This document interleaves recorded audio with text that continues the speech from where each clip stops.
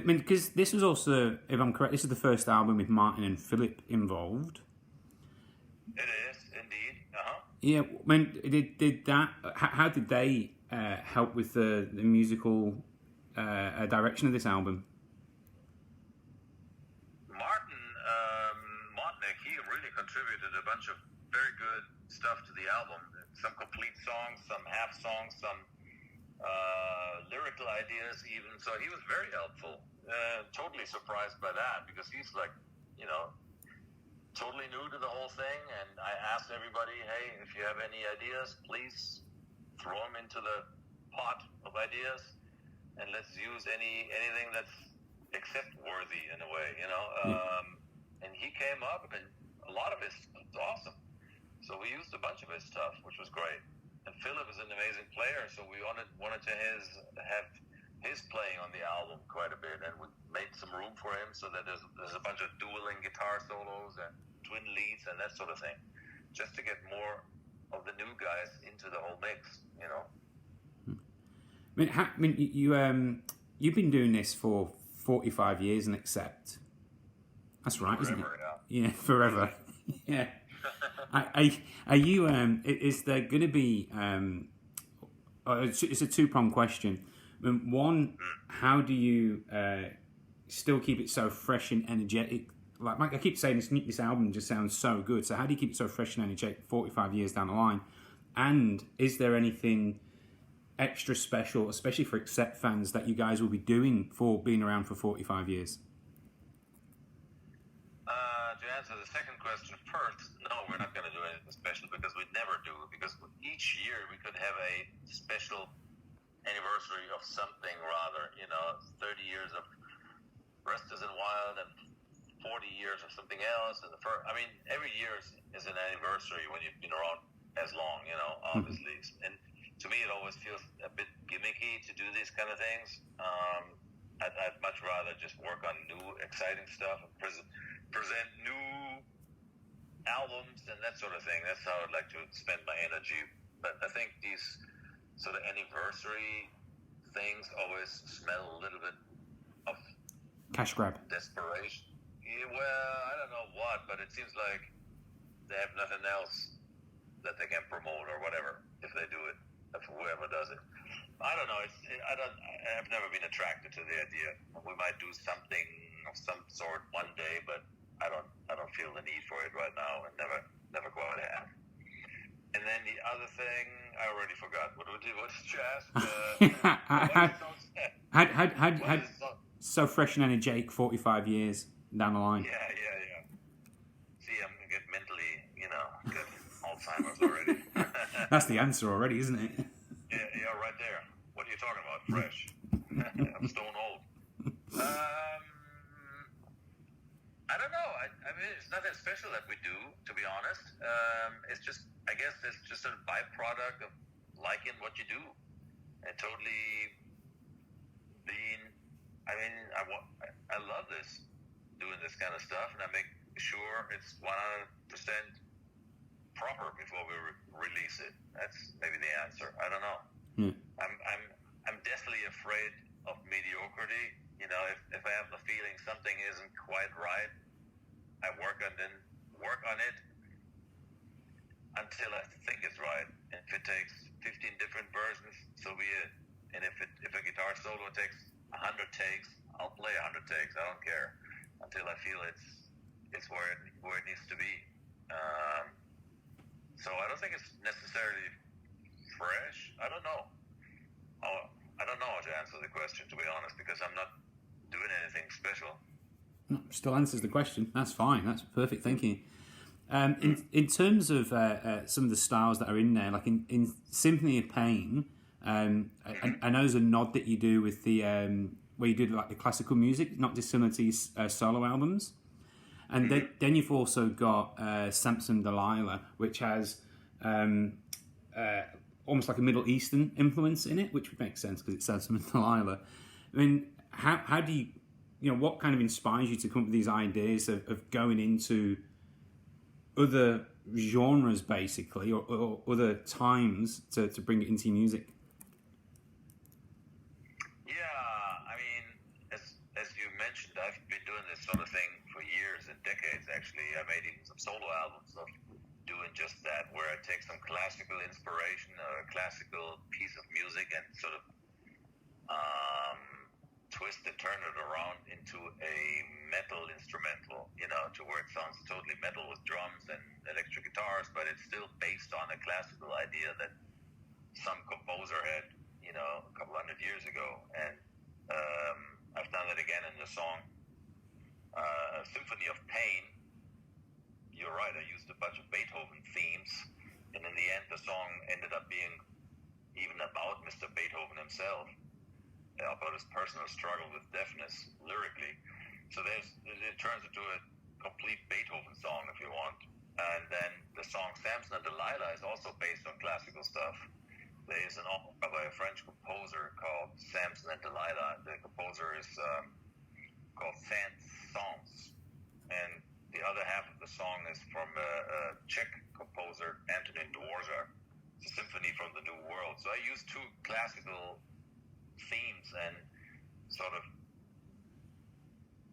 stuck them together, even though they didn't really belong together. But that to me, that's a lot of fun.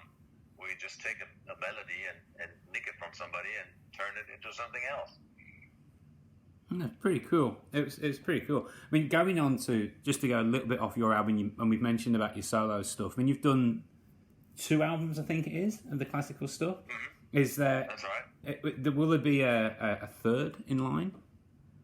I think there will be, especially now that we've got COVID going on and we can't really do much else. I think I might start working on some of those songs again. Cool. That'd be good. Mentioning that there's not the normal schedule that you would have done for decades would be album, tour, album, tour, album, tour. What's the schedule going to be like now? Album, nothing.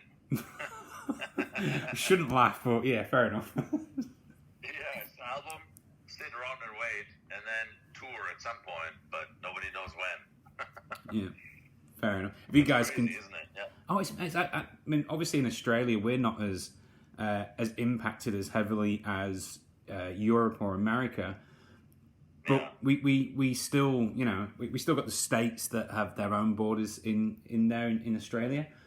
But it's I look at overseas, I look at the gigs that we've had that have been cancelled, and you're like, I just can't see anything happening for ages. It's crazy times. Absolutely nuts. I mean, who would have ever in their wildest dreams anticipate something like that? You couldn't make this shit up if you would have thought. Anyway, it sounds like a bad Bruce Willis movie, doesn't it? I mean, you think like, yeah. I mean, what is this? But it's real, and it's here to stay, and we have to deal with it. It's crazy. I think you touched on it earlier. I mean, you're in Nashville, Music City. Been there a few times. Lovely city. Yeah. I can't not say it's got to be a conversation. What's going on over there? Oh my gosh, yeah. I don't know anymore, my friend. It's just been just when you think it can't get any worse, it gets much worse. And here we are, people storming the Capitol and things like that, and the president not resigning. And it's like, what is this? Are we like in the Ukraine now, or what's going on here? I mean, things you didn't think would even be possible in a place like America. With so many long tradition of democracy and such institutions of prestige and honor and tradition, all of a sudden it's like, what? So I don't know, man. It's crazy. Mental. So, I mean, I've got a few friends who live over there, and some who are Australian who came back because they said they felt that it was becoming, it was almost beginning to become unsafe in the States. Do you begin to feel that? I personally never have felt that, no. But it makes you wonder if you're an open-minded and informed person, especially if you come from other countries, overseas, you see how it feels in other places. You definitely start to wonder, like, is this the fall of the empire here, or what's going on here? It makes you wonder. I personally don't think it has come that far for me. I've never thought I should leave here or whatever, but I'm concerned. Let's put it this way. Nashville's a much more laid back city anyway. So Well, yeah, exactly. well, we don't have them sort of concerns. It's all just about whether you can get your cowboy boots. That's about it, really. Exactly. If you can go drink and listen to bands. Yeah. I mean, we're just going on to that. Was the reason to move to Nashville? Is it because of the great recording studios they've got over there? It is, and because it's a music city. I mean, it's great if you're a musician and you're in a city that's all about music. It's perfect. You know, I keep saying, you know, it's great to be near the ocean when you're a fisherman. You know, it's kind of where you belong. You know. That's good. That's good. That's a good analogy, actually. Yeah.